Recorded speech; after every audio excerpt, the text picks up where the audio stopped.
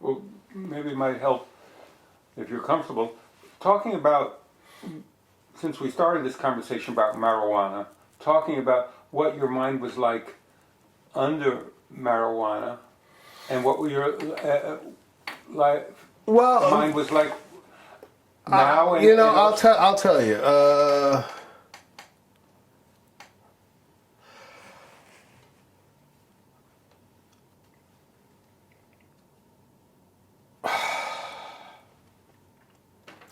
Jury's still out. I can't say it. I can't speak on it. Jury's still out. Because I feel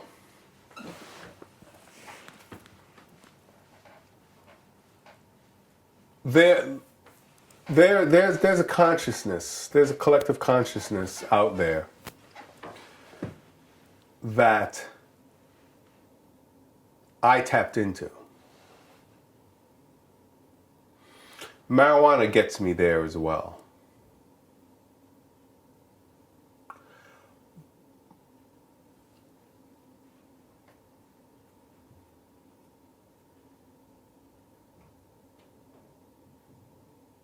But marijuana getting me to that collective consciousness is a lot like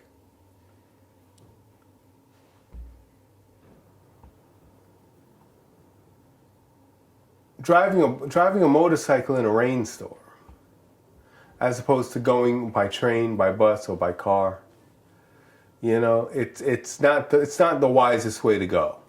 Some people have done it and survived it. Some people have done it and crashed and died. Some people have done it and crashed and been all mangled up. So it's not wise to drive your motorcycle in a rainstorm. But that's kind of what marijuana is for me in terms of getting to that state of consciousness.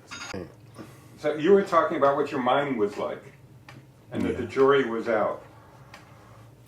Yeah. I don't want to talk too much about that. That's like asking somebody how they pray. No, I meant your mind was like when you were under marijuana. No, I have thoughts. I have a certain.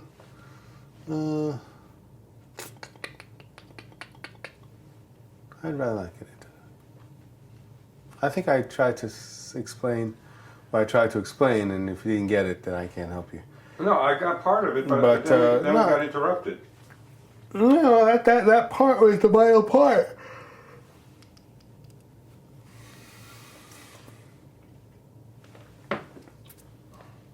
I mean, similarly, the Indians, when they did their peyote, they thought they were communicating with their gods.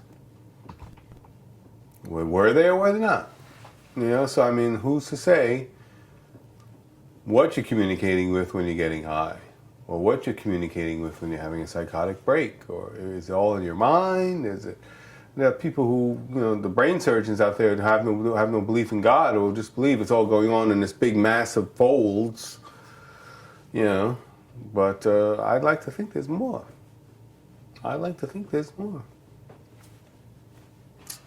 But I'm not a brain surgeon, you know, so... Well, I'm trying to understand the dynamics of what your mind was like before and the state of that, and then when you took the shot, then you all of a sudden you realize you got your mind back. What was the difference? I mean, you brought both of those up. I'll tell you though, I still get the shot. I don't want to go into it. You know.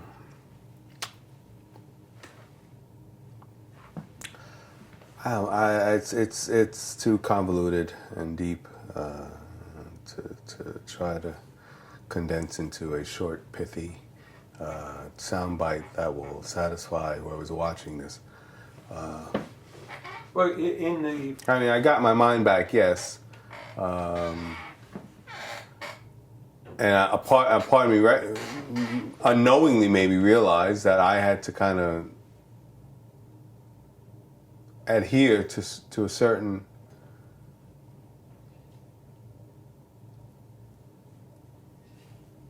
something to get out of there.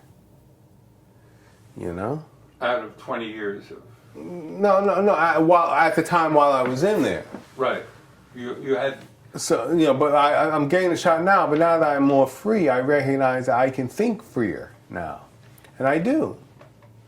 You know, when I was in there, I couldn't think the things I'm thinking now in terms of of my creator and where it all comes from and where am I going and where I couldn't think that back then because that is not what psychiatrists understand as healthy. Ah. So you were aware that the... No, I wasn't aware of that. Oh. No, I don't think you understand what I'm trying to say. Maybe not. Psychiatrists don't believe in God. Ah. So if you were back talking like this now, they would have let me out. They would have had a perfectly good reason in their minds to keep me locked up. And what would that be? Come on. But I have the freedom now to think what works best for me, and this works best for me. You know. But the minute you start talking God to a psychiatrist, you know, and you're suspect. You're suspect. But I didn't understand or realize that at the time. I'm not saying I'm doing something now that I couldn't do then because I knew that I wouldn't play then. I wasn't ready for it then. I was an infant in my understanding of what, and I'm just a child in my understanding now. But I was an infant, a newborn in my understanding back then, which means I didn't understand anything. But now, as a child in this thing, I'm slowly understanding and piecing it together and capable to maybe verbalize a little bit of what I believe what it may be. But I'm still a child in this, you know?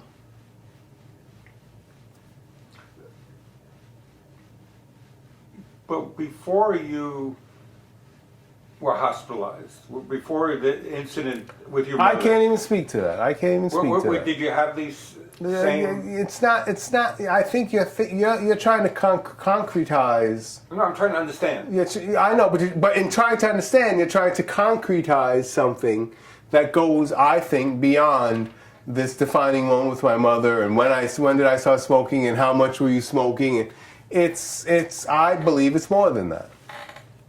That's all I'm trying to say, so I'm going to try and stop you from trying to concretize and put it all together in a neat bow to then understand. Try to understand without wrapping up in a neat bow, if it's possible, because some things just can't be understood that way. You know, I know that's hard for some people to understand. Some people like their things tied up in a nice, neat bow, like Stephen Hawking and Einstein and various other people who believed in the sciences and the mind and didn't believe in things other than that. But I don't believe in the sciences and the mind necessarily. I believe that there are things at play other than that. So I can't really speak. You know, I can't really speak to the concrete aspects of it all. You know.